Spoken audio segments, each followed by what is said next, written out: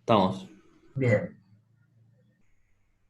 bueno, ya estamos en unos 37. Admitimos. Ahí está. Bien, decíamos que lo que estamos abordando en la presentación de hoy es la dimensión normativa, la cuestión normativa, es decir, ese conjunto de regulaciones, de indicadores, de parámetros que ordenan, regulan el proceso de construcción de la ciudad.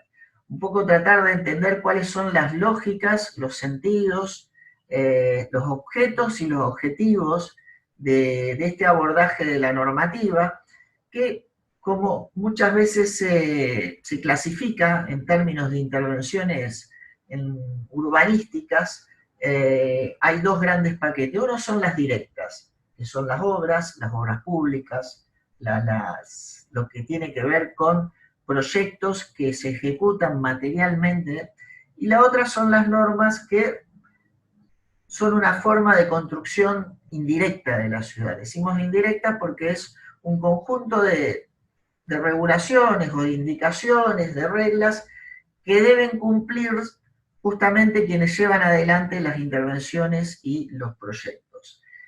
Como decíamos, era una cuestión muy abstracta, por momentos se notó una abstracta. Tengamos en cuenta que la normativa regula lo que ocurre en una parcela, pero lo regula teniendo por misión, por rol, articular esa intervención particular en una parcela, en una estructura general de toda la ciudad, ¿no? Entonces es articular distintas escalas.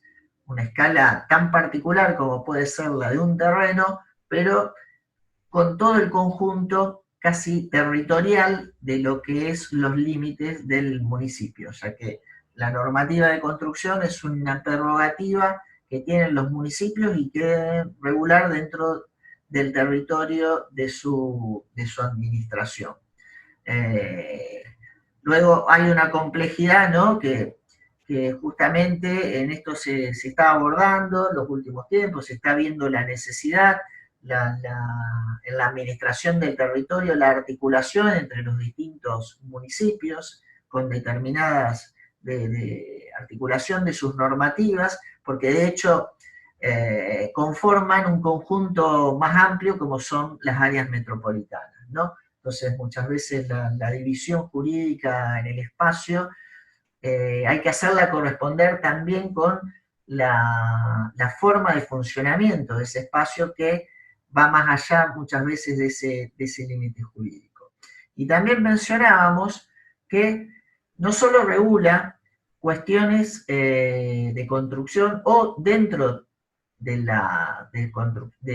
los indicadores, principalmente morfológicos de la construcción, han contenido otro tipo de problemáticas, como es el caso de los usos, ¿no?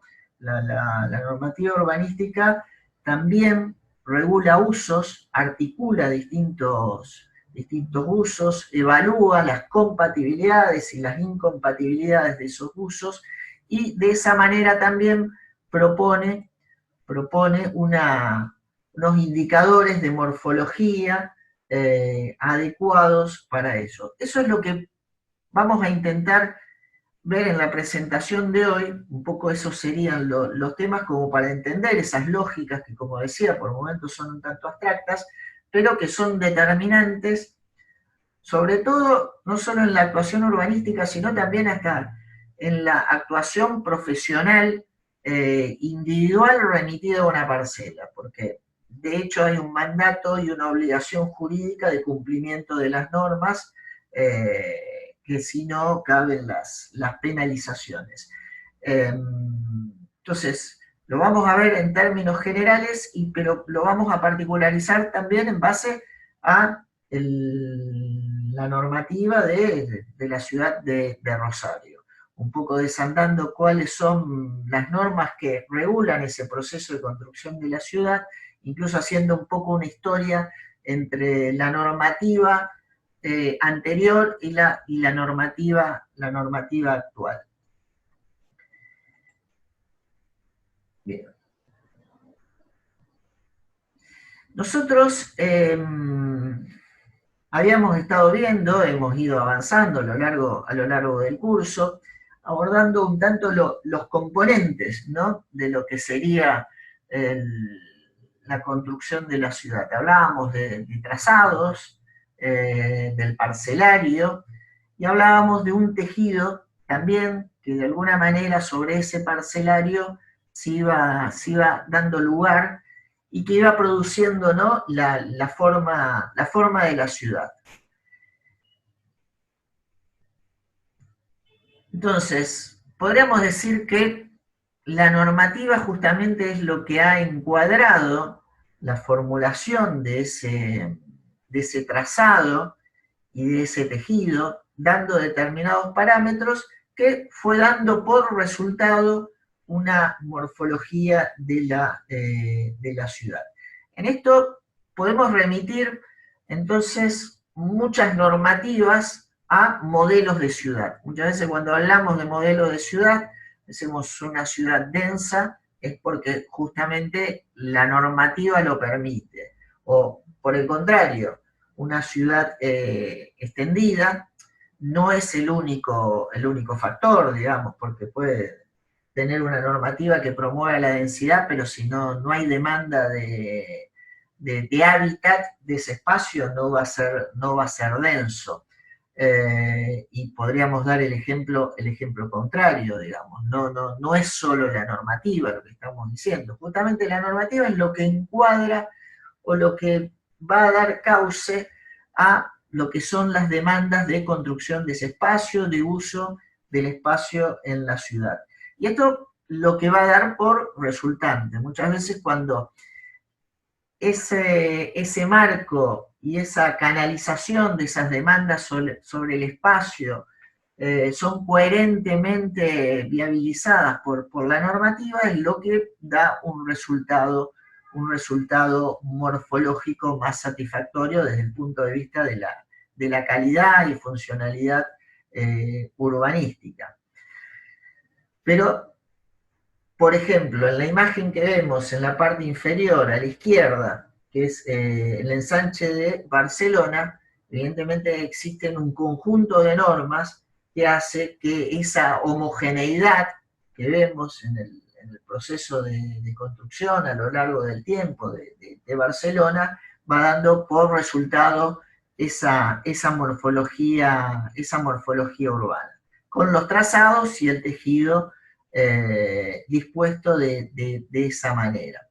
O por el contrario, ciudades en la imagen, en la parte inferior de la derecha, en donde van sectorizando distintos lugares con un centro con edificación en altura, con mayor densidad, y sectores con edificaciones principalmente residenciales, con otros usos,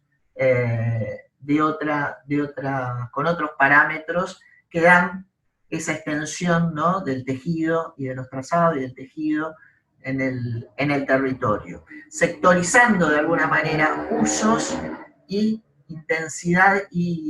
intensidades constructivas en distintos sitios de la estructura urbana.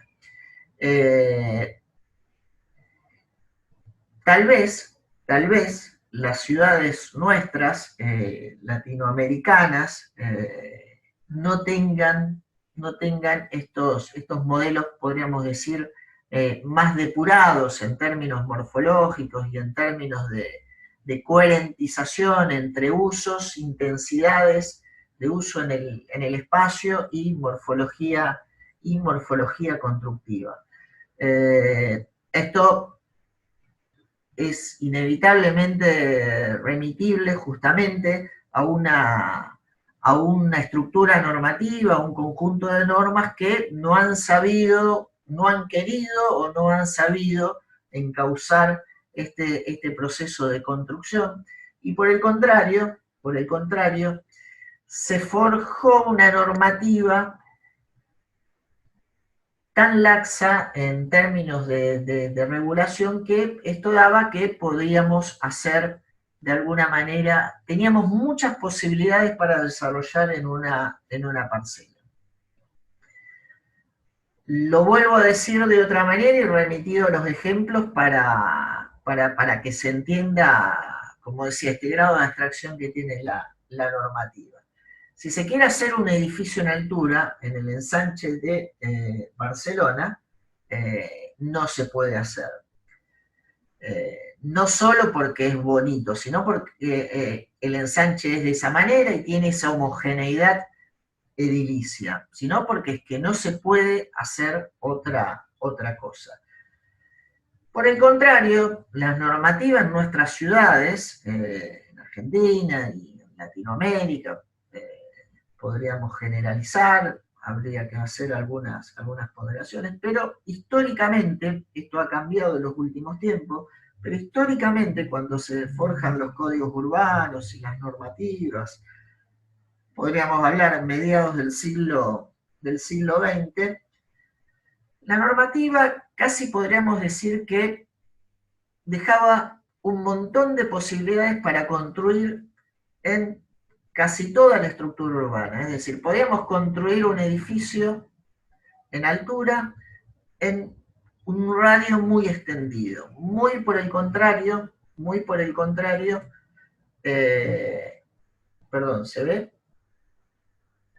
¿O se fue la imagen? Muy por el contrario de, por ejemplo, la imagen de la ciudad que vemos a la derecha, ¿no? En donde la edificación a altura estaba remitida en un solo sector. Otro indicador de esto, la normativa que tenía la ciudad de Rosario, el Código Urbano de 1967,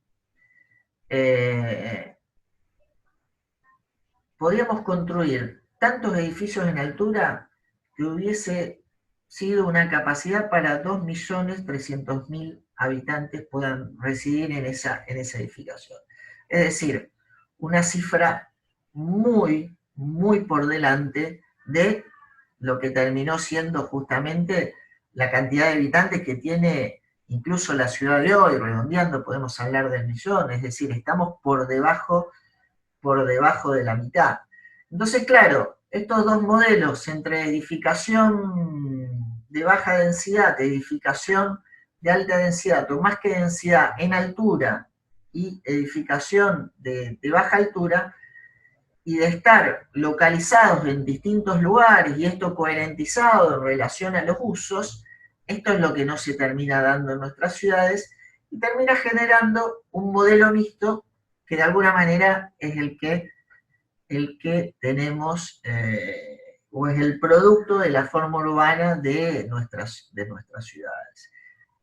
Edificios en tejidos relativamente bajos que se van renovando, que van adquiriendo altura, pero claro, en un periodo de tiempo muy extenso, con lo cual la forma que se da en ese tiempo intermedio es esta mixtura de edificios altos con edificaciones bajas, la cuestión de las medianeras, en fin, un poco lo que vemos en el proceso de configuración de nuestras ciudades. Y esto tiene que ver con la normativa. Entonces, por eso insisto con esta cuestión, ¿no? La normativa se nos ve como algo lejano, como algo que se nos escapa por ese grado de abstracción, pero que incide determinantemente en lo que va a ser la resultante de la morfología urbana. Por eso desde el urbanismo, ocuparse de la normativa es clave, es lo que va a posibilitar hacer que se puedan hacer algunas cosas y no se puedan hacer otras,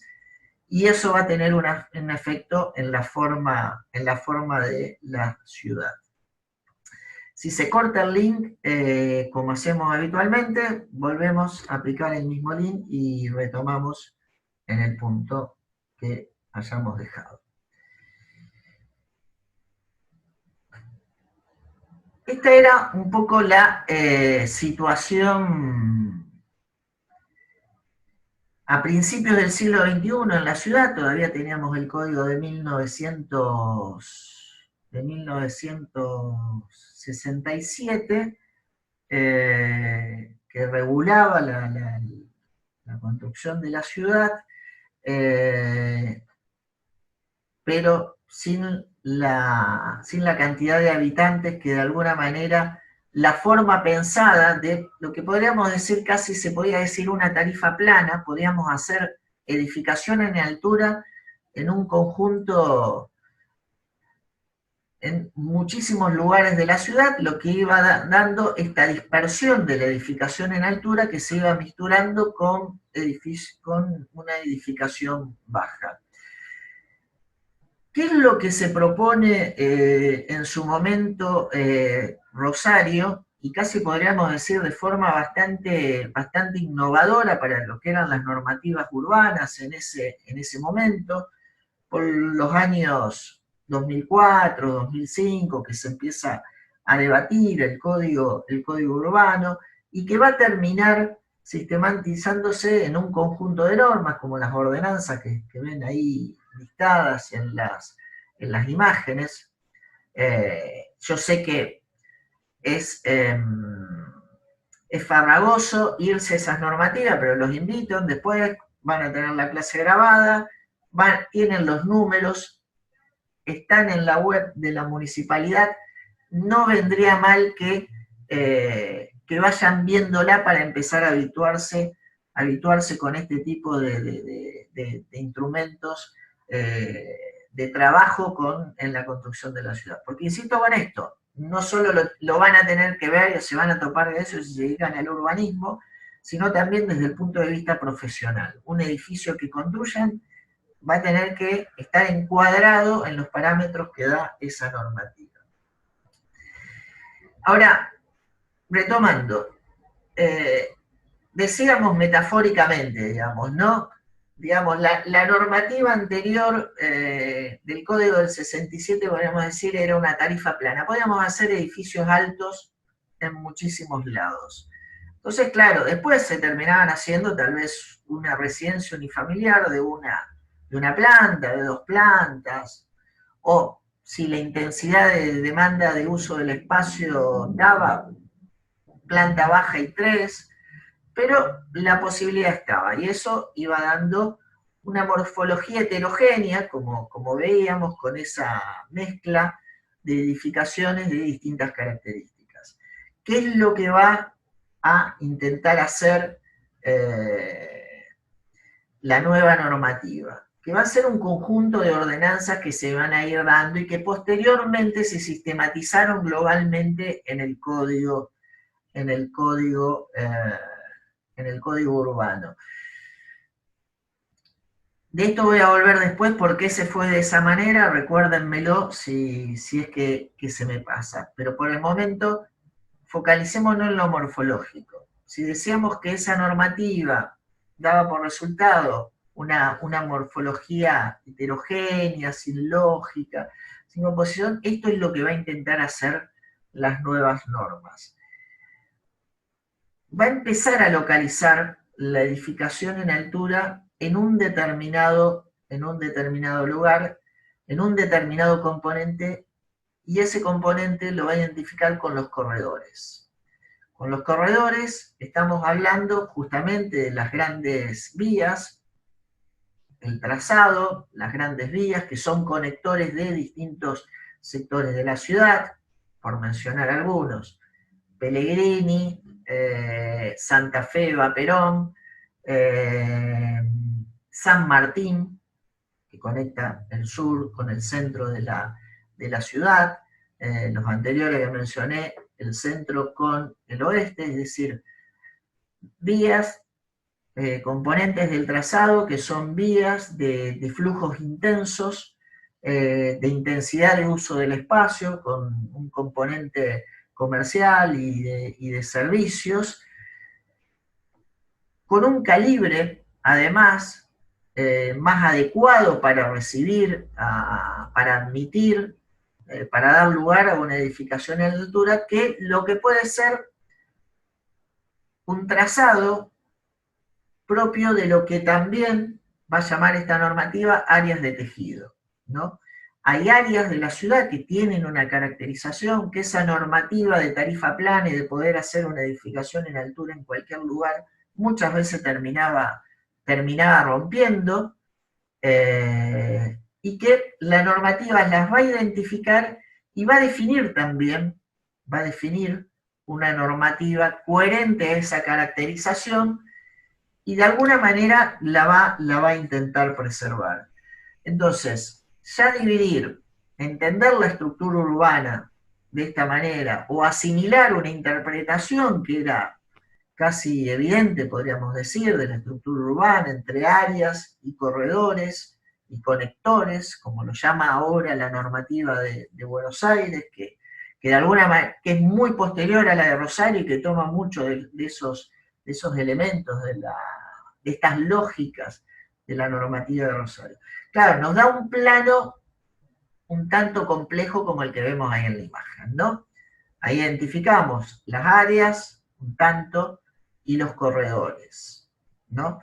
Pero ya es empezarle a dar una entidad morfológica a la normativa. Es importante entender esto, digamos, ¿no? Que la normativa empiece a ser una interpretación morfológica del tejido urbano. Por eso el título de la ordenanza de 2014, luego de un conjunto de ordenanzas que se fueron dando, como la del área central, cuando decimos de densificación de edificabilidad, de edificación en altura, que de alguna manera es coherente con la localización de los mayores flujos de circulación y de uso, ¿no? Y las áreas de tejido. Pero va a haber otro componente de la normativa, y estos van a ser los tres principales, hay algunos más, pero hay tres, que son las áreas particulares. Las áreas particulares empezamos por las de más abajo en el listado, ¿no? Las áreas de protección histórica y las áreas de protección ecológica y ambiental, que son las más directas en las formas de entendimiento.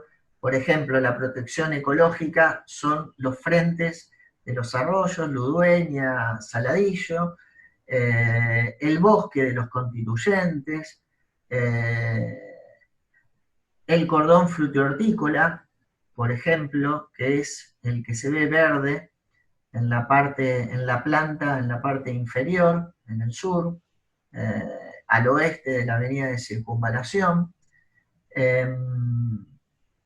y las de protección histórica, las que están vinculadas con el patrimonio, ¿no? La concurrencia, la concentración de elementos de valor patrimonial que generan áreas fuertemente caracterizadas desde ese punto de vista, como es el patrimonial, la caracterización histórica, que por dichos valores la normativa los interpreta dictando un conjunto de normas de protección para la preservación de las características de esas áreas. Podemos mencionar en el centro, que es donde se aloja la edificabilidad de más data histórica y caracterización histórica. Algunos casos también por fuera, como es el caso del sur, avenida del Rosario. Luego lo vamos a ver un poco más desagregado, haciendo un zoom justamente en este plano general. Pero porque lo importante, y más allá de esa particularización, es entender esas particularizaciones en el rol de conjunto, ¿no? de la estructura. Y también hay unas áreas bastante particulares que también vamos a ver, que son las áreas de reserva. De alguna manera similares a las áreas de planes especiales, planes de detalle, son áreas que por sus características, principalmente su potencialidad de renovación o su carácter de vacancia, de que no tienen un uso definido en la actualidad, pero que por sus características, como pueden ser su localización, sus valores dimensionales, de alguna manera la ciudad entiende que debe ser preservada o que el proyecto de intervención debe ser un proyecto especial.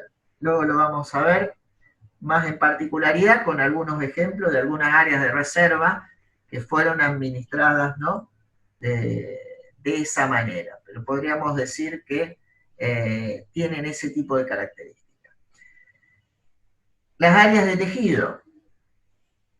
Aquí vemos, ¿no?, lo que decíamos. De acuerdo a las características, a su localización, a su rol en la estructura urbana, tienen distintos indicadores. Generalmente, el nuevo código eliminó un conjunto de indicadores que eran tradicionales, como el caso del FOS, el FOT, ustedes son más jóvenes, ya prácticamente se puede decir que nacieron profesionalmente con la nueva normativa, pero son indicadores que se siguen usando bastante en otras ciudades, o que se siguen usando incluso como indicadores para medir, para dimensionar, ¿no?, el proceso de construcción de la ciudad. Sin embargo, la ciudad de Rosario tomó como parámetro para la nueva normativa la altura máxima.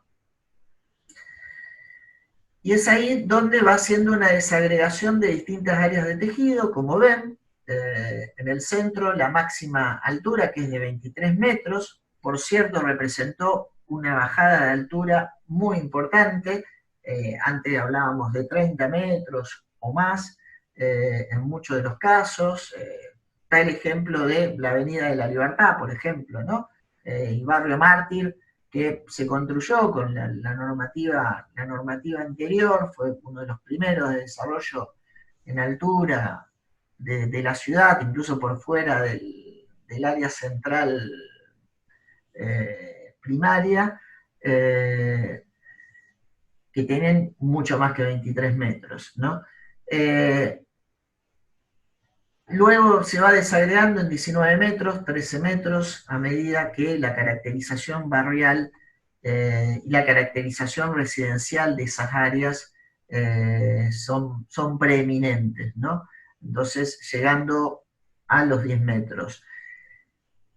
Hay áreas de tejido que por sus usos históricos, por los usos localizados históricamente, porque la intensidad y el tipo de usos son otros, como son las áreas AT4, AT5, que de alguna manera admiten usos industriales, o de otras características como talleres, que en diferente grado la normativa va regulando de compatibilidad o incompatibilidad. Una empresa petroquímica no puede estar en un barrio, pero sí tal vez un taller industrial pequeño o un uso industrial que no tenga efectos ni de ruidos ni de desechos. Esto ya es una regulación un poco más específica de los usos, que también está incluido, ¿no?, dentro de lo que es la normativa urbana.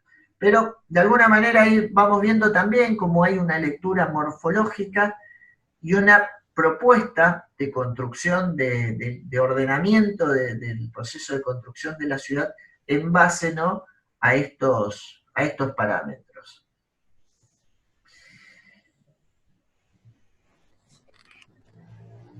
Mejor vamos al de corredores, así seguimos la lógica. Los corredores también, de alguna manera, van a tener lógicas de este tipo, desagregándose en distintos corredores que tienen que ver también con las situaciones. Aquí las alturas, como decíamos, es el lugar donde se concentra, ¿no?, la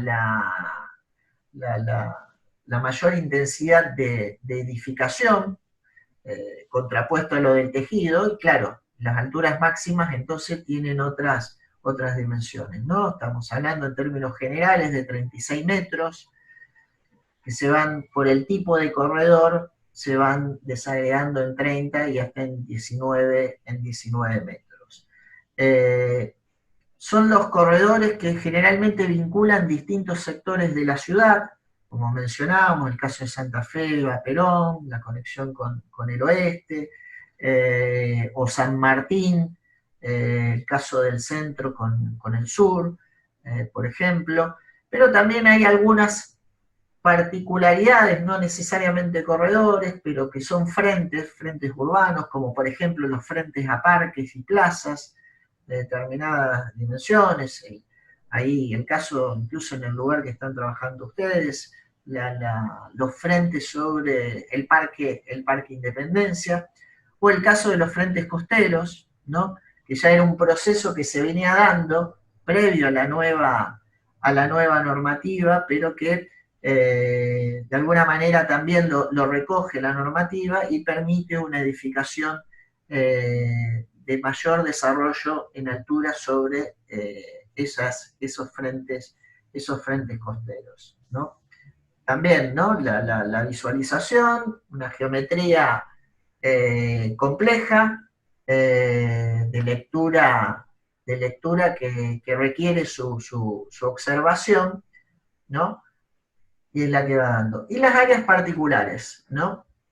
Aquí también lo vemos desagregado en un conjunto de áreas. Por ejemplo, en el centro, ¿no? La parte más oscura, en el tono más oscuro que vemos la calle Córdoba como un área de protección histórica, ¿no?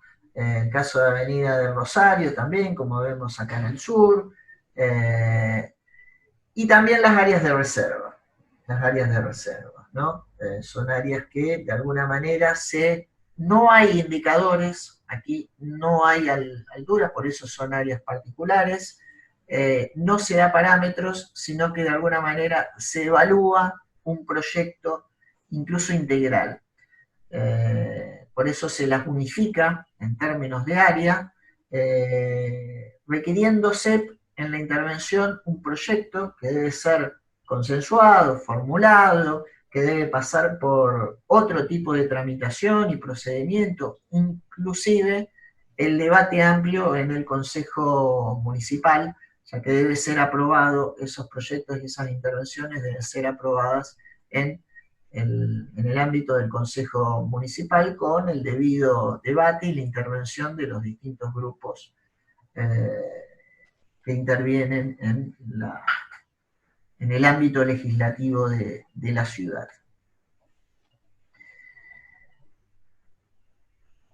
Aquí vamos haciendo un poco más de foco como para ver esas disposiciones, ¿no? Digamos, por ejemplo, los corredores en lo que sería el segundo anillo. Se ubican, me imagino, ¿no? Parque Independencia, Pellegrini, Oroño.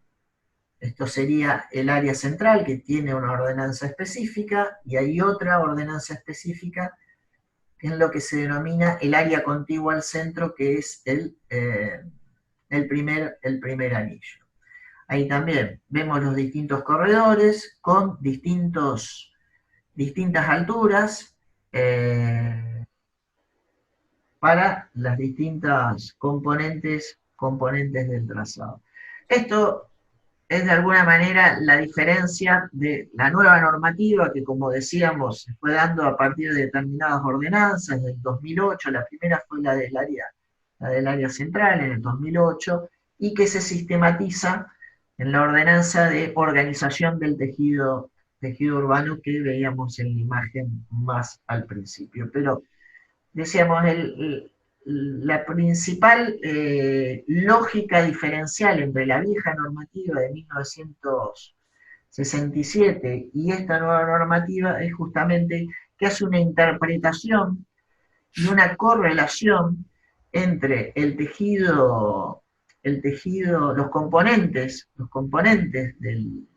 que van a conformar la ciudad, el trazado, los tejidos, y la edificabilidad y lo que se puede hacer en cada parcela, pero en relación a esos componentes. Por eso la concentración de altura sobre los corredores, la identificación de áreas de determinada homogeneidad o determinados valores, como pueden ser patrimoniales, ambientales o de edificación de configuración histórica con determinados indicadores homogéneos, como pueden ser la altura, los usos, y que proponen justamente una construcción de eso hacia adelante.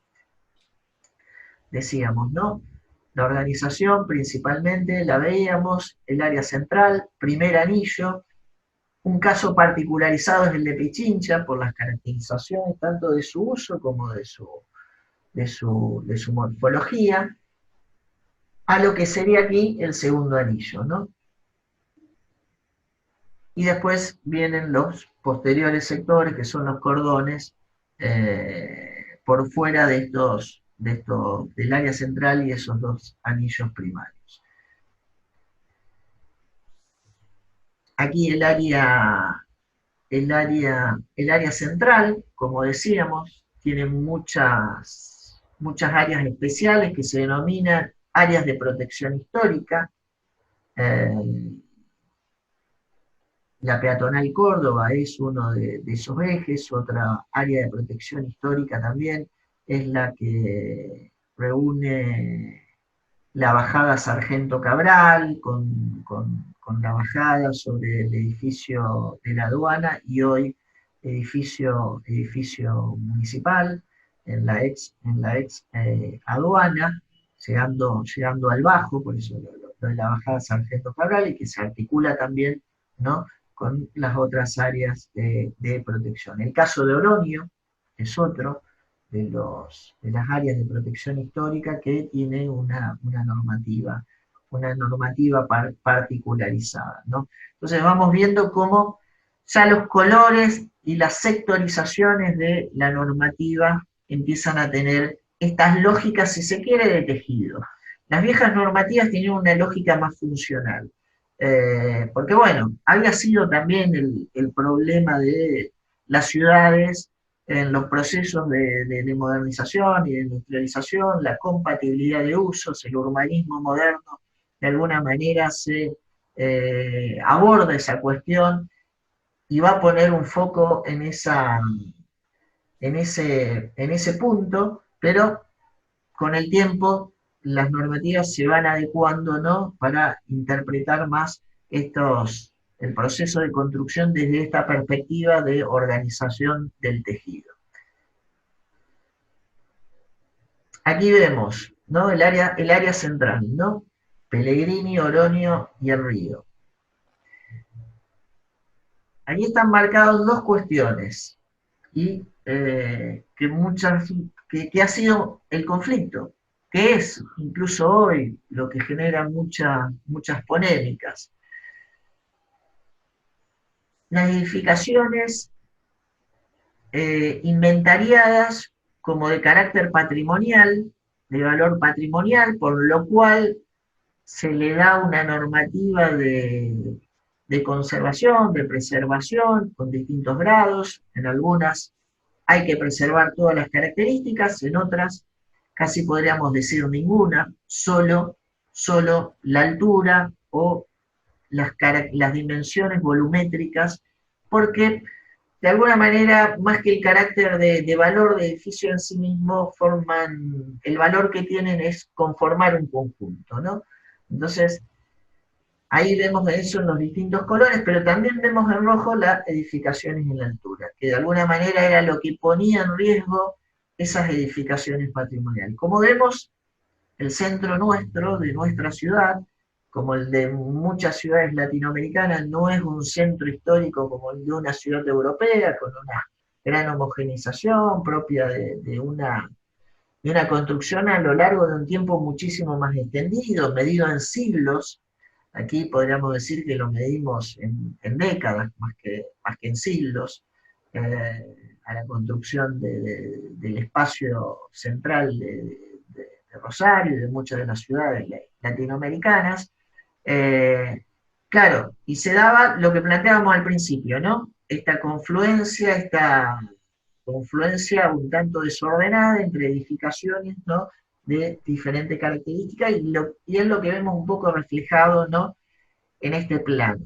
¿Qué es lo que ha logrado esta normativa? Estabilizar de alguna manera ese proceso de renovación, manteniendo las características históricas, que bueno, llevando a una convivencia con esas edificaciones en altura, que bueno, han quedado más limitadas, ya que, como habíamos dicho, se habían bajado los parámetros, principalmente el indicador de altura, ¿no?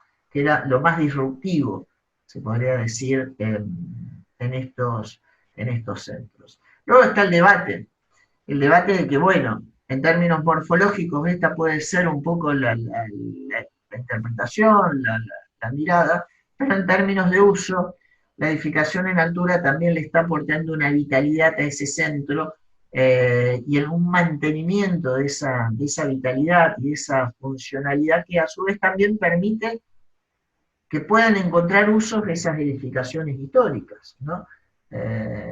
Con servicios o con tipo de residencias más particularizadas, en fin. Pero una cuestión que también debe cuidarse y debe promocionarse en los espacios de la ciudad, como es el caso, ¿no?, del mantener la intensidad de uso para justamente mantener poder mantener esas edificaciones, ¿no?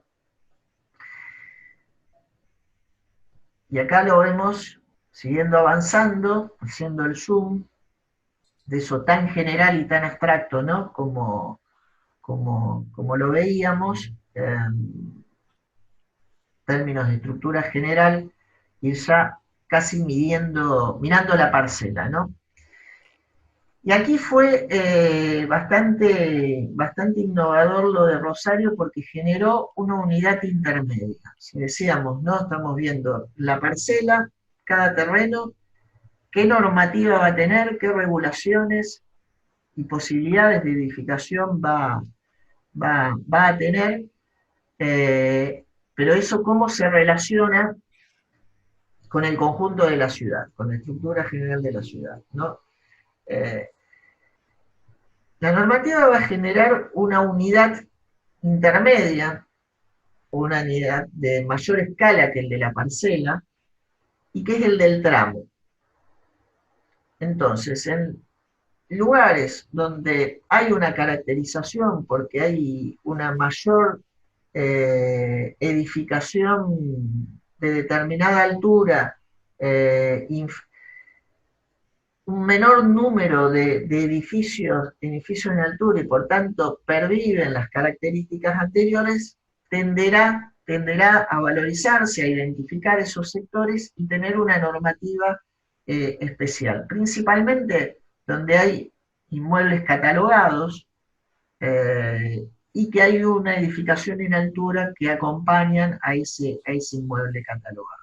Por el contrario, hay sectores en donde ya hay un proceso de renovación avanzado y no tiene demasiado sentido preservar individualmente algunas edificaciones bajas, porque además tampoco apuntan a una coherencia de sector. Y en esos sectores, entonces, por el contrario, se permite que se continúe y se finalice, por decirlo de alguna manera, ese proceso de renovación.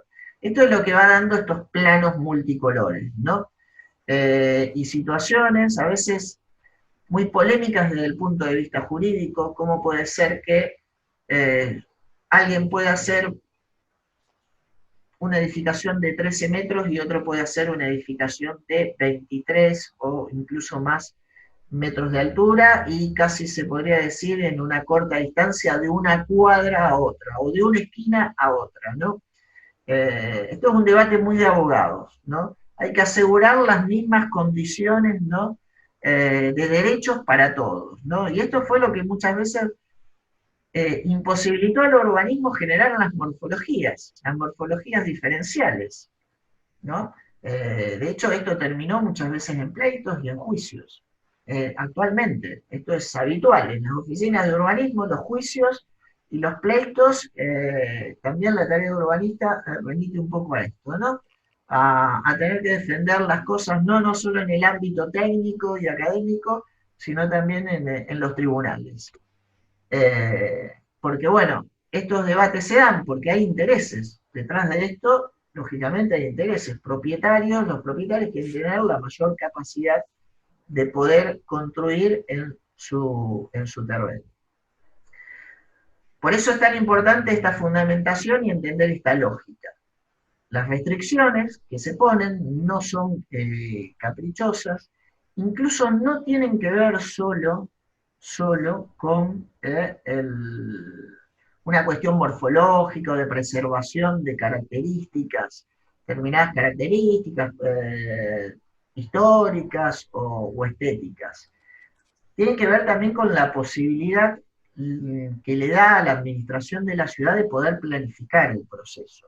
Porque no solo estamos hablando de morfología, la morfología también implica distintos usos. Y este debate, que cuando se dio la normativa no se perfilaba tanto, no se tenían demasiada conciencia, pero sí en los últimos tiempos ha hecho más crisis, lo que ha permitido muchas veces entender la necesidad de este tipo de normativas, que, claro, al tener diferente edificación, diferente morfología, estamos hablando de diferente intensidad de uso del espacio y diferente demanda de ese espacio. Y principalmente tiene que ver eh, eh, con la administración de los servicios y principalmente energéticos, ¿no? El punto de la red eléctrica es un problema.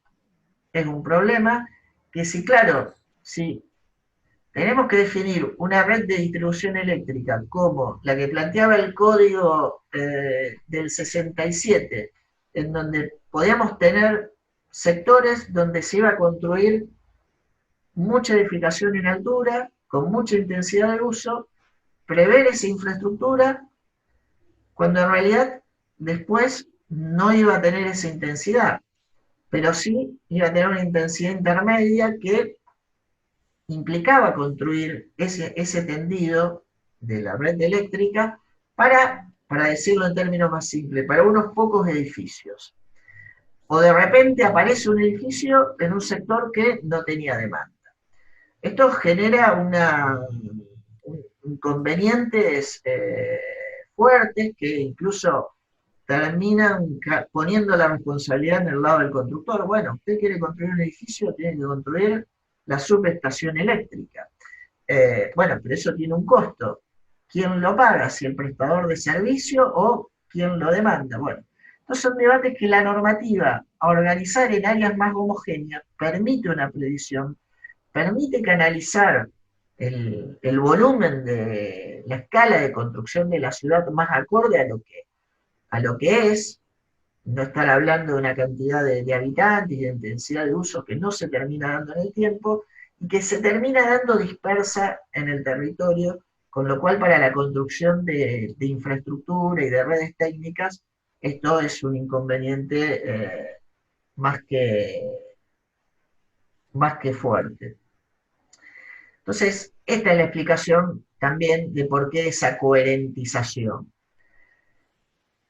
Concretamente, al haberse bajado la altura, al tener menos edificabilidad del centro, esto hizo que también el centro deje de estar sobredemandado en términos energéticos y que otras áreas que estaban de alguna manera por debajo la demanda estaba por debajo de la capacidad de prestación del servicio, también se empiecen a activar y empiece a equilibrar. Entonces, es una cuestión de morfología, pero también es una cuestión de flujos y de infraestructura. Esto hace tan compleja la normativa. Vamos a intentar, a ver si se puede ver en forma...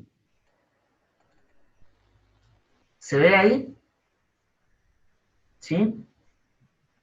No todavía. Sí, se ve animación. Se ve, dice ver animación. Ah, ¿no se ve propuesta de reformulación normativa? No. No. Bueno. No, entonces no se va a ver. Bueno. Volvemos al archivo.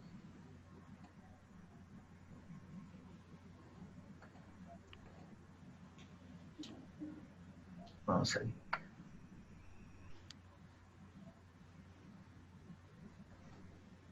Ahí se ve, ¿no? Sí, la manzana.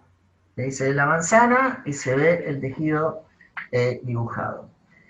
Los colores que tiene la parcela también se remiten a la posibilidad, en la normativa, son distintos parámetros para distintas edificaciones, en donde aquí vemos un tramo, por ejemplo, sobre Juan Manuel de Rosas, de preservación, un plano que se puede completar con el lindero más alto, más bajo, perdón, ¿no? En este caso, el lindero más bajo de este tramo.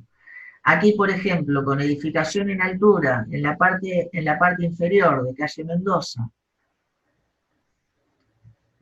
y Juan Manuel de Rosas, ¿no? En esta esquina que estoy marcando aquí, que vemos un conjunto edilicio con una parcela que de alguna manera queda entre dos edificios en alturas, lo que la normativa propone es la posibilidad de poder completar ese tramo ya de renovación con esa característica. Esto es lo que decíamos, ¿no? Una intervención indirecta, la normativa, pero que de alguna manera va determinando, porque va canalizando, ¿no?, el proceso de construcción de la ciudad y va de alguna manera coherentizando en términos morfológicos, ¿no?, ese proceso de construcción. Aquí lo vemos un poco más claro, ¿no? El caso del edificio de renovación que mencionábamos, el tramo de preservación. En esto hay una medida, tiene que tener más de 30 metros para que tenga una entidad. Bueno, y este es un conjunto de ejemplos en la misma lógica, ¿no?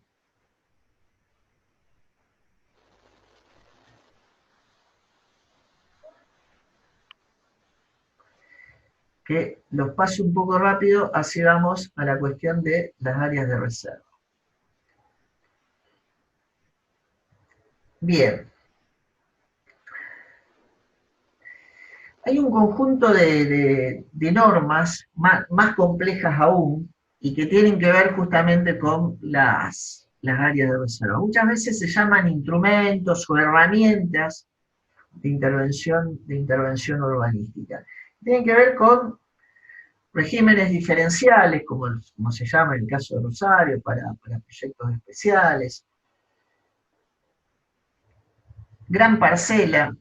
¿Qué es lo que quiere decir? Si hay dos parcelas y hay un acuerdo de unificación para generar un proyecto de otro tipo de escala, que de alguna manera esto permitiría una mejor diversificación también del tejido, en términos de usos y de configuración, hay un conjunto de beneficios. O, por ejemplo, para promover en determinados momentos, políticas más sectoriales, específicas, la necesidad de cochera en distintos sectores, entonces, bueno, si se hacen más cocheras de las mínimas exigibles y se hacen un número importante, se puede obtener alguna contraprestación por ese número de cocheras excedente que se hace en ese proyecto, ¿no?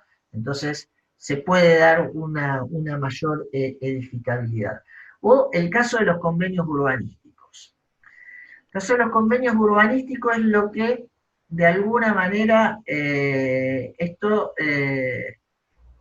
la ciudad, que lo único que tiene como capacidad para poder incidir en el proceso de construcción de la ciudad es justamente ser la autoridad que define qué es lo que se puede hacer y lo que no se puede hacer.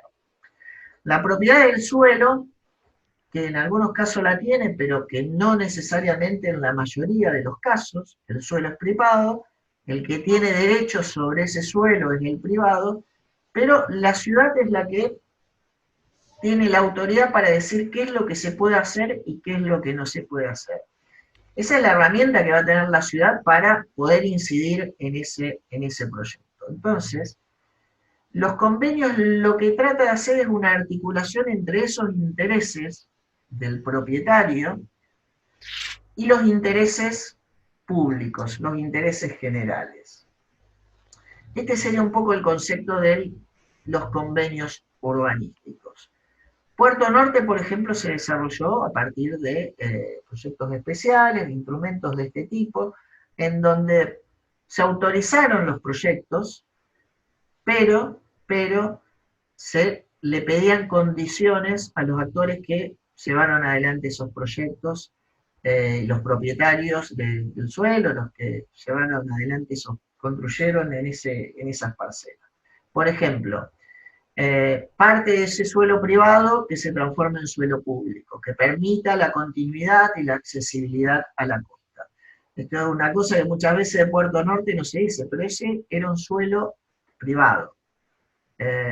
Parte de lo que tiene uso público fue una contraprestación justamente que se le pide para habilitar ese proyecto, que era un área especial.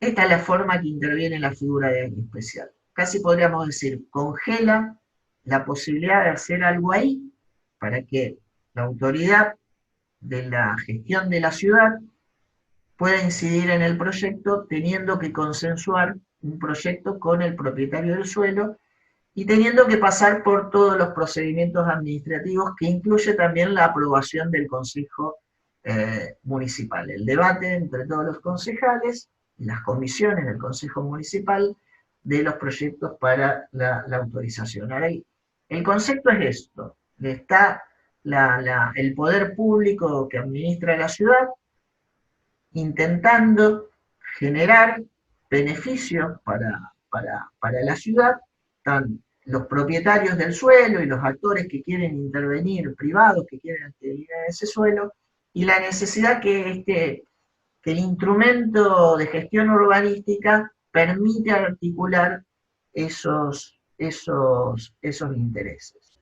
Vamos a ver un ejemplo. Esto es el área que le decía, la bajada Sargento Cabral, caso de Urquiza, San Lorenzo, Santa Fe, y aquí estaría el río, ¿no? Bueno, aquí hay un conjunto incluso de un tejido bastante desarmado, hay vacancias que tienen un uso provisorio, como es el caso de las playas de estacionamiento. Casi se podría armar una continuidad entre el sector. Bien, estábamos, bajada Sargento Cabral, el área, playa de estacionamiento, Banco Santa Fe, playa de estacionamiento, la bajada, el pasaje, la Sargento Cabral, la bajada, con un conjunto además de edificios. Estos son proyectos, además por eso, ¿no? Este instrumento urbanístico actúa de esta manera. Congela un poco el proceso porque por el valor urbanístico de esos terrenos, que son grandes parcelas. Esta es una de las pocas parcelas grandes que quedan vacantes en el centro. Casi son dos, esta y la otra que también es un área de reserva, la de Corrientes y Córdoba, que luego la vamos a ver. Entonces, claro, por esas características y para detener el proceso de renovación y de construcción, porque puede ser que justamente se pierdan esas características de gran parcela y se fragmente y pierda posibilidades de un proyecto superador que enriquezca el tejido del área central y que termine reproduciéndose el tejido que existe con parcelas y edificios, ¿no? Que sean una continuidad y que reproduzcan lo que existe.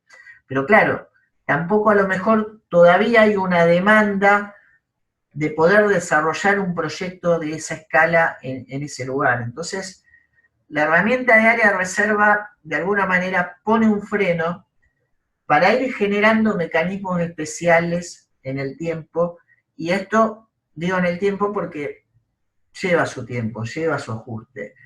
Articular esos intereses de los propietarios de ese suelo con los intereses de la ciudad para desarrollar un proyecto superador, que parte de esa gran parcela pueda incorporarse como espacio público, como puede ser un atravesamiento, un nuevo conector entre distintas calles.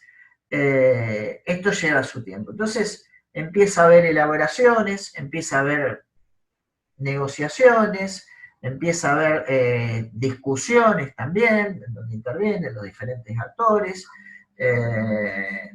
empiezan a haber algunas prefiguraciones, esto es lo que se hace generalmente en las oficinas públicas, qué hacer con estos sectores, que es un poco lo que vemos ahí, ¿no? Las primeras experimentaciones, fíjense, esta es del año de la oficina del plan de la municipalidad del año 1999, ¿no? Este es el Banco Santa Fe, actualmente que vemos, esto es donde está la playa de estacionamiento hoy. Este es el hotel que está en la bajada Sargento Cabral y San Lorenzo, ¿no? Poder generar este tipo de espacios en esos lugares, ¿no? El plan del 2007, de alguna manera ya también planteaba para la otra gran área de reserva que queda en el centro, que es la manzana 125, Córdoba, Corrientes, Rioja y Paraguay. Actualmente también una playa, otra playa de estacionamiento.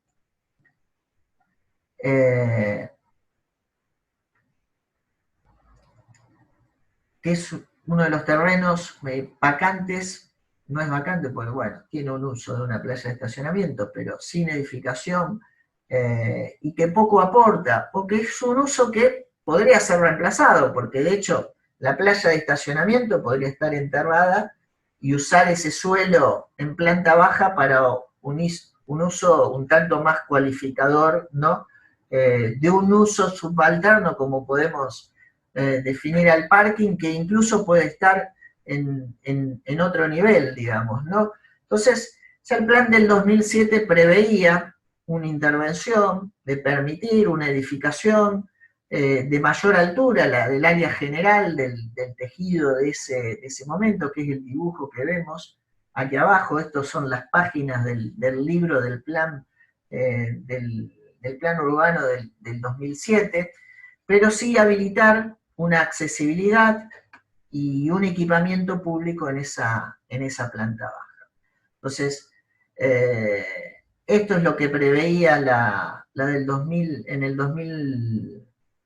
el 2007, un conjunto de atravesamientos y un conjunto de edificación de mayor altura, de compatibilización de la altura con el tejido en lo que eran los frentes urbanos, en este caso en calle Rioja. Y posteriormente, cuando esas oficinas también de planificación de la municipalidad en años recientes hacen una actualización de ese plan urbano, fijan un conjunto de políticas y de propuestas de intervenciones en la ciudad y de normativas, también incluye una propuesta para ese sector de uso de esa manzana. Aquí nos ubicamos, ¿no? Para ir viendo un poco la propuesta.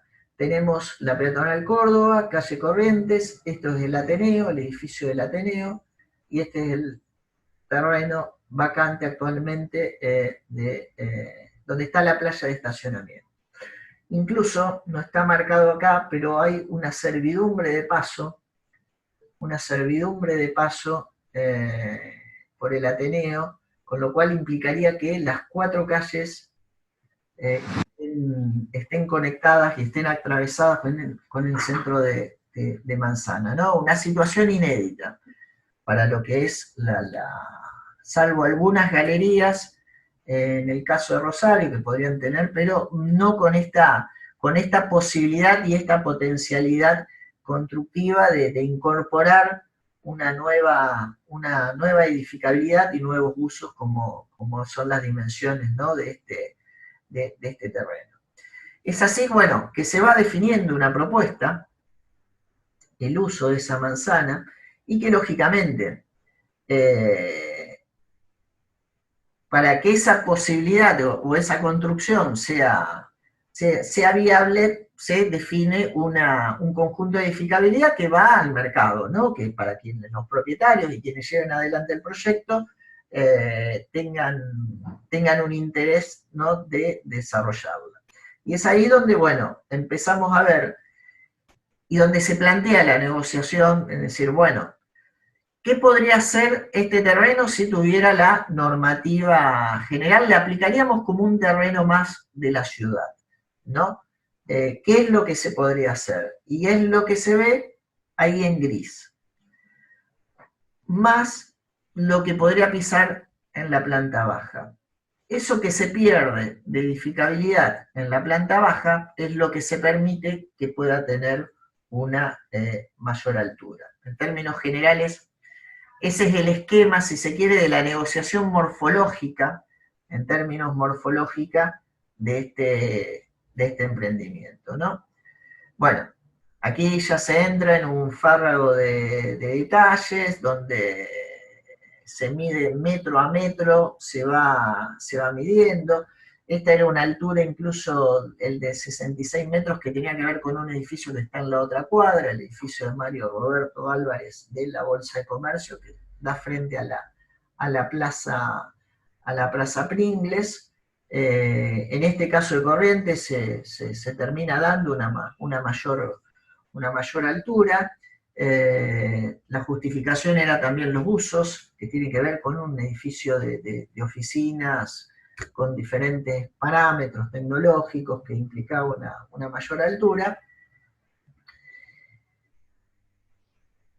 Y se va dibujando, por cierto, ¿no?, esa morfología que lógicamente da para debate, ¿no? Y así fue como se sustanció en más de 2 años que llevó el debate en el Consejo Municipal, terminándose aprobando el proyecto.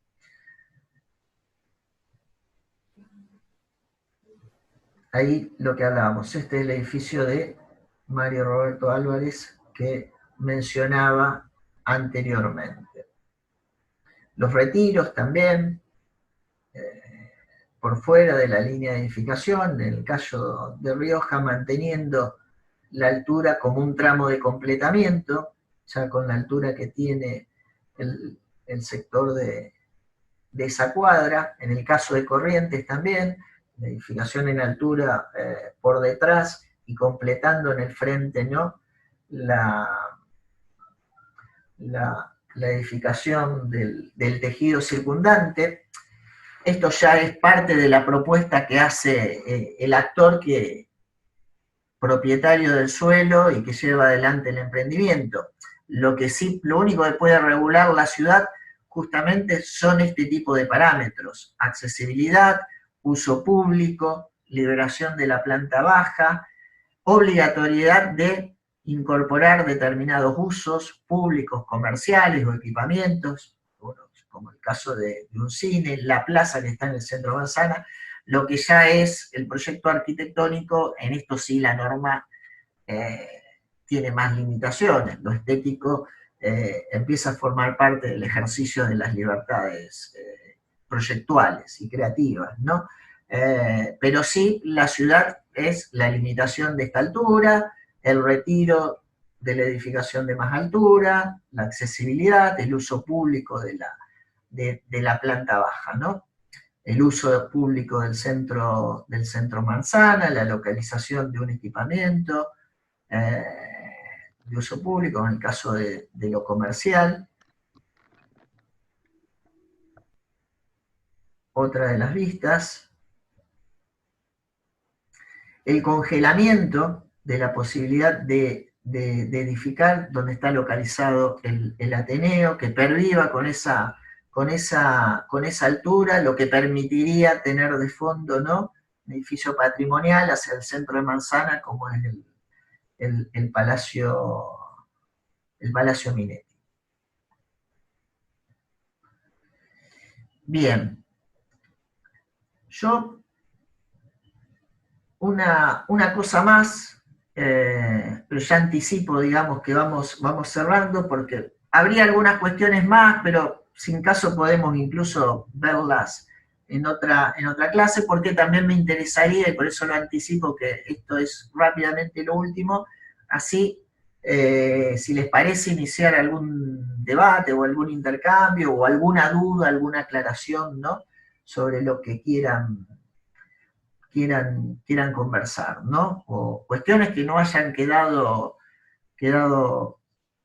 suficientemente claras, que me imagino que sí es, porque a todos nos lleva mucho tiempo poder medirnos, ¿no?, con este tipo de cuestiones. Y generalmente, sobre todo a quienes no se dedican al urbanismo, en la vida profesional, la primera noticia es cuando no pueden desarrollar un determinado proyecto porque la normativa no lo permite. Intervenciones que rápidamente había mencionado, el caso de Puerto Norte. Este es un sector también particular, simplemente también muchos detalles, como lo que hablábamos en el área de reserva de Córdoba y Corrientes, de la manzana de Córdoba y Corrientes, pero una cuestión particular, sustancial, aunque sea la más sustancial en relación a este emprendimiento de las Torres Dolfinas y de la empresa Maui en Puerto Norte, ¿no?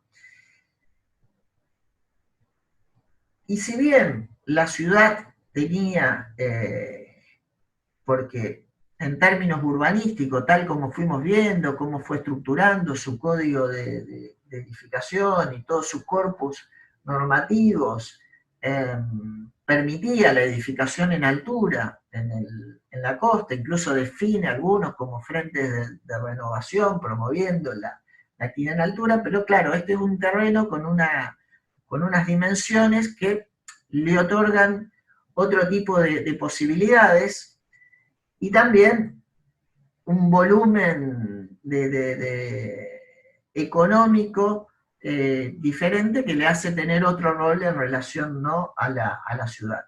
Pero además con la demanda de hacer un gran emprendimiento, como es el caso de esta edificación, con esa capacidad de uso y de espacio comercializable, digamos, ¿no?, que va a dar por resultado, pero que también demanda a la ciudad en un conjunto de infraestructuras y de usos, y también de infraestructuras viales de accesibilidad, porque si va a tener esa intensidad de uso, es que, y este es el tema en el que siempre se termina, ¿no?, la ciudad, ¿no?, esa interrelación, ¿no?, de usos. Nadie está solo en la ciudad, y esto es lo que de alguna manera tiene que hacer la gestión pública de la ciudad y la normativa, la articulación, ¿no?, de ese tipo de relaciones y de incidencia. Lo que ocurre en una parcela tiene una incidencia en el conjunto de la ciudad, en la parcela lindante, en ese sector y también en el conjunto de la ciudad.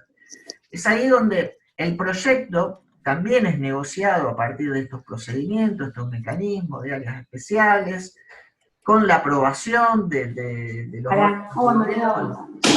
municipal, en donde se establecen derechos y obligaciones, posibilidades, permisos, poder llevar adelante este emprendimiento, pero también cargas. Concretamente, en el caso de este emprendimiento, la avenida de la costa, la avenida que vemos incluso más en primer plano en la imagen de la derecha, en la parte inferior, la avenida no fue una obra pública, fue una obra pública, pero quien sufragó los gastos de esa obra fueron los desarrolladores de estos emprendimientos. Es decir, para poder desarrollar este emprendimiento inmobiliario, tuvieron que construir la avenida y el parque que está enfrente, ¿no?, de este emprendimiento, en parte con un carácter Pero de... pará, bajo primero el primero, Cintia, porque Mariana vos estás en la no abierto, Cintia. Baje nomás.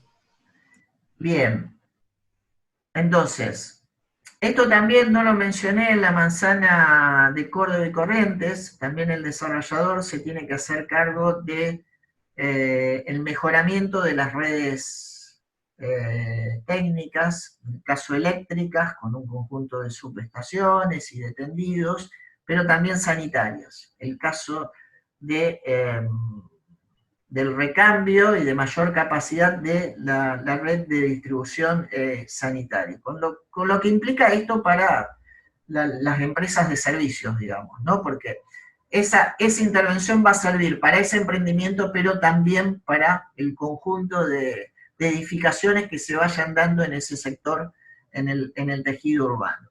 Entonces, esto es lo que tiene que hacer la normativa, con instrumentos complejos, como un poco lo describimos, ¿no? O lo intentamos describir aquí, esta articulación de intereses y de posibilidades en función de un proyecto de ciudad coherente en términos de usos y morfológicos. Bien, yo de mi parte lo dejaría aquí. No sé si hay alguna pregunta, alguna aclaración que queramos hacer. Yo agrego una cosita nomás, Javier, operativa hasta si se quiere, que ahí en el repositorio de datos de GIS tienen la capa de clasificación urbanística de toda la ciudad, y en la hoja de datos siempre está invocada la normativa que rige esa clasificación y esa zona, esa área que afecta esa normativa, digamos. Así que por ahí... Sí. Está bien. Eso permite dar referencia de cómo es la normativa en cada una de las áreas. Incluso después, bueno, a ver, en la actividad profesional más estrictamente como arquitectos, digamos, productores edilicios, siempre es un tema ir a buscar la normativa y cuáles son los indicadores y demás que rigen el desempeño de un proyecto. Bueno, es un poco lo que venías contando vos, pero es una manera de ir a buscar esa información. También está en el Infomapa, pero por ahí es hasta un poco más fácil navegar la información en el GIS. Eso nomás.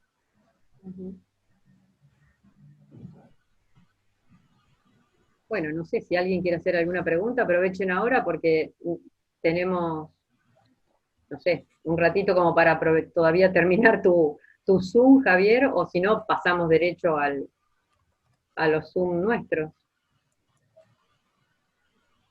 Pensando en lo del Infomapa y invitarlos, que después también lo podemos ver en cada comisión, pero que tratar de asimilar todo lo que explicó Javier y todos los componentes que en nuestra área de estudio se dan, o como a nivel de ciudad hay muchísimos componentes, que fue la imagen general que mostró Javier, pero después cómo eso lo podemos ver particularmente en el área de estudio, que lo podemos hacer en cada comisión como para repasar, recordando, ahí ya tenemos áreas de reservas, corredores, diferentes áreas de tejido, área de protección histórica, entonces mucho de lo que ya se vio en general lo podemos particularizar, también para incorporarlo más como, digamos, incorporarlo y visualizarlo de qué estamos hablando en cada caso de componente de la normativa. A mí me parece que esta clase vino muy bien, no sabía, Javier, que la ibas a dar hoy, pero me parece que vino bien porque en la pregunta 3.1, que es la que vamos a ver ahora, implica mucho de todo esto, implica mucho hablar de todas las posibilidades y las características y las formas que tiene el área para poder caracterizarla. Y me parece que todo lo que vos dijiste aportó un montón para justamente dar respuesta a esa claridad con la cual uno se puede manifestar dentro del área. Claro, me parece bien. No sé si alguien tiene alguna pregunta. Quedó todo súper bárbaro, todo súper entendido. Claro. Es sospechoso. Es sospechoso. Bueno, mira, de todas maneras, ahora cuando pasemos a la práctica, sí. No, Javier, el parque de Puerto Norte, este que, digamos, desarrollaron, ¿cómo se llama? Parque de la Nenera. Ah, y por ejemplo, ¿eso lo desarrolla la constructora, los inversores inmobiliarios? ¿O quién? Eh, ¿O todo Principalmente en conjunto? se establece un monto.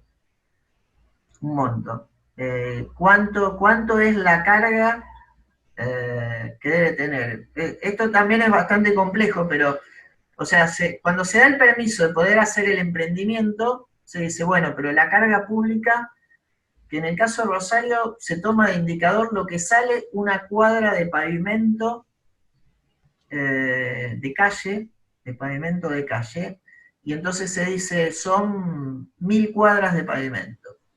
El parque serán 70 cuadras de pavimento, ¿no? No sé cuánto está ahora la cuadra de pavimento, los números, o sea, bueno, son relativos, digamos, ¿no? Pero generalmente se establece un monto y el proyecto se hace consensuado entre el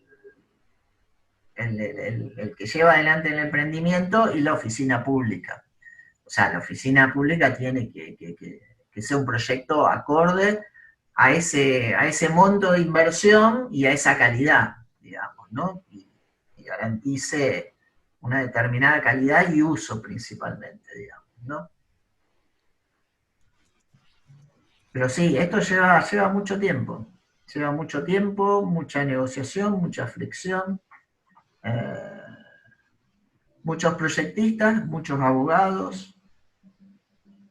Claro, y por ejemplo, el parque se diseña, se planifica eh, de parte de la municipalidad o también, Por eso la oficina pública, por eso sí, la municipalidad, claro, cuando digo la oficina pública, la municipalidad, sí, sí, sí, claro, sí, que muchas veces interviene el profesional del emprendedor privado, pero también los técnicos de la municipalidad definiendo el proyecto y verificándolo.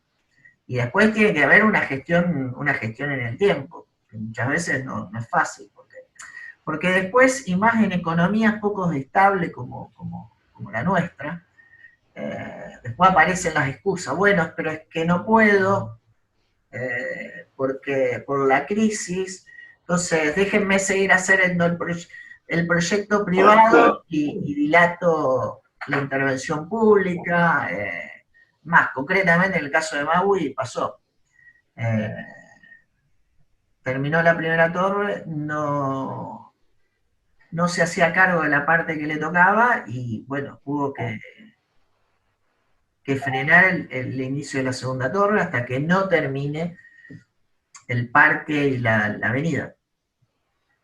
Si claro. ustedes más o menos recuerdan esa zona, esa es la secuencia un poco. ¿Por qué empieza la segunda torre después de que se terminó lo otro? Ujú. Y en Sí, el eso quedó bien medio, claro. bueno, un conjunto de tensiones y de tironeos y amenazas de juicios, amenaza de revocación de que no se va a poder hacer la segunda torre si no se hacía lo otro, en fin, excusas. Lo que ocurre también en una escala muy reducida en una casa, también en un proyecto y el pago del honorario esto también es complejo, digamos, ¿no?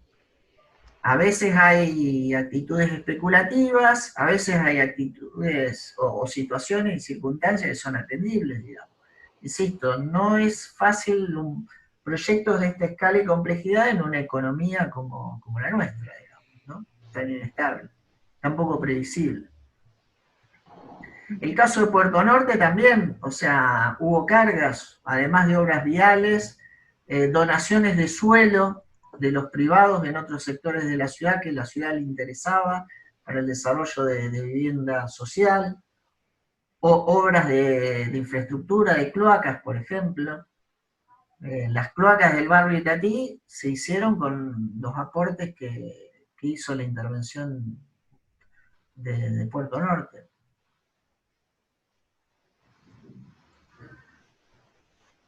Bueno, gracias. Este es un debate también Sí, urbanístico. la intervención que se le pide al privado de obra pública, si es en el lugar o es en otro lugar. Este es un debate. Sí. Y siempre es complicado, porque los actores que participan son muchos. Es decir, no es una obra privada donde hay un dueño y un constructor y ya está, y nada más. Acá hay muchos que participan, y entonces ponerse de acuerdo, darle respuesta a todo, es importante, es duro, y es largo, y a veces muy complicado, ¿no? Pero bueno.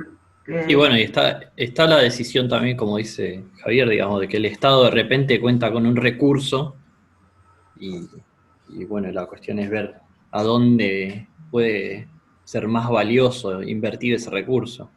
Generalmente el que hace la inversión inmobiliaria, creo que también en esto me contestabas, es casi una pregunta, Javier. Supongo que le debe interesar mucho más invertir en lo inmediato de su inversión porque le puede sumar valor de alguna manera.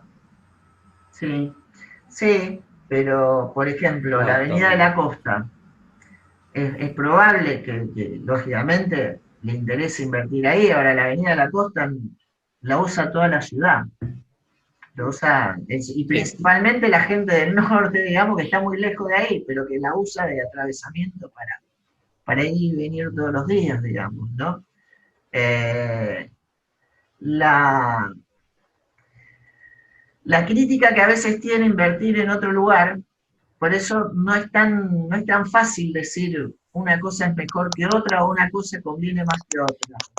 La crítica de que se intervenga en otro lugar también es que, bueno, pareciera que cada uno se arregla en la parte de la ciudad y sigue separado, ¿no? Bueno, sacamos algunos temas por fuera y entonces, bueno, se imputa un costo de que se hace algo afuera y eso por ahí alienta procesos de segregación también, digamos, ¿no? Entonces, pero por eso es un tema de mucho debate, un debate urbanístico, ¿no? Y social también. Sí. De todas maneras, no sé el tiempo de recupero de la inversión del privado, por ejemplo, con obras de esta envergadura que transforman áreas importantes de la ciudad, el tiempo de recuperación, porque necesita mucha inversión para poder empezar. Y los requisitos que pide el ente de gestión, o sea, el municipio, son muchos también. Entonces digo, ¿cuánto le lleva al inversor recuperar económicamente la inversión, ¿no? También es una cuestión que hay que pensarlo muy bien, porque... Sí, para que no inhiba la inversión, digamos, ¿no? Claro, porque bueno, por ahí te vas, lo perdiste todo, porque se hizo tan larga la cosa, o surgieron contingencias que fueron alargando los tiempos, y los finales de obra se van trasladando, y entonces el costo de recupero de la inversión se te perdió, y entonces, ¿cómo reacomodás eso, no? Para que no te quede el área a medio transformar, o con la mitad de las cosas. Bueno, lo importante es que no pierda lo público. También hay una cuestión ahí, y es que la obra pública, digamos, la obra urbana es cara, suele ser muy cara, digamos, y tiene unas escalas de precio que, esto lo digo más o menos con conocimiento también, porque yo me ocupo un poco de eso, las escalas de precios son muchísimo más altas que de una obra civil, y hago una comparación, digamos, muy, muy sencilla. No sé si alguno de ustedes ya tendrá experiencia en obra, pero no sé, supónganse el precio de hacer un piso en un departamento, un piso y un contrapiso y un piso de baldosa. Bueno, multipliquen eso por una cuadra entera, que son a lo mejor, no sé, 800, 900 metros cuadrados de base y asfalto. Entonces tienen unas escalas de inversión que son altísimas. Una cuadra de asfalto debe costar 3, 4 millones de pesos, supongo, hoy por hoy. Más, Nico. No sé el precio. No, eso estaba hace año y medio, más o menos. 5 No, millones. Claro. Bien. Eso y a eso tener en cuenta que se le suma un porcentaje del 40% aproximadamente que está vinculado a la parte administrativa, los gastos de licitación y demás. O sea que el costo se incrementa, o sea, el costo de la obra privada, digo, de la obra pública se incrementa un 40% más que la privada en relación a todo ese costo de gestión que lleva. Después, bueno, el municipio tiene una expectativa, digamos, también, y le imprime un requerimiento de calidad mínima, entonces tampoco se puede chapucear, digamos, de alguna manera. Supónganse que la avenida de la Costa la hubiesen hecho con una base de mala calidad y de asfalto en vez de hormigón, ya estaría rota Y sí. a esta altura, con el volumen de tráfico que tiene. Entonces, yo no sé cómo es el mecanismo para calibrar todo eso, digamos, si se especula con el beneficio extra que obtiene o con la cantidad de beneficio que obtiene el inversor, y en función de eso se calibran esta cantidad de cuadras de asfalto. ¿Cómo se negocia o se produce esa calibración, digamos? Bueno, por eso, teóricamente el técnico Es todo, municipal tiene que estar capacitado para eso, digamos, ¿no? debe ir muy por ahí la discusión también, me imagino, la Sí, negociación. porque además son, como mencionaron, o sea, no son obras visibles, pero son muy caras y muy, muy importantes, digamos, ¿no? Eh, Esto que a veces se dice, la ciudad invierte más en el centro que en la periferia, por fuera del centro, y en realidad no, los números son muy claros, no es así. Lo que pasa es que las intervenciones en el centro tienen otro carácter y mucho más visible, pero las cloacas del barrio Itatí, como mencionó, salen millonadas, o sea, y uno ve y el barrio está igual. Sí, claro, tiene cloacas, no está igual. Un salto de calidad sustancial, esencial, pero no se El ve, salto, no se me ve. parece me parece que el salto visual para la infraestructura es el pavimento. Es decir, cuando vos generás pavimento en calles de tierra, entonces ahí sí se ve realmente. Ahora, cuando vos generás ese tipo de cosas que están metidas debajo de la tierra y que no se ven y que no hay nada, porque después se tapa la zanja y no se ve, entonces parecería ser que toda esa inversión no se hizo, no está, que no se ve, pero O bueno, ¿cómo es? El emisario, el Vera Mujica que se hizo ahora, que costó una Claro, por fortuna, ejemplo. y que, bueno, casi nadie sabe que claro, sí, Más molestaba la obra, entonces hasta molestaba claro. tener la obra. hay Para. algunas cicatrices en algunas calles que quedaron ahí como pendientes de repasar, pero Sí, sí. Hay un ejemplo, es también el de en la parte de atrás de Puerto Norte por la avenida Carvalho, porque ahí podríamos decir un convenio que no funcionó, porque no están los edificios. Es más, un proyecto de Foster, no están.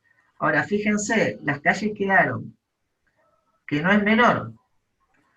O sea, y es ahí donde se debe atender y preservar un poco el interés público. El privado hizo las calles y no hizo los edificios.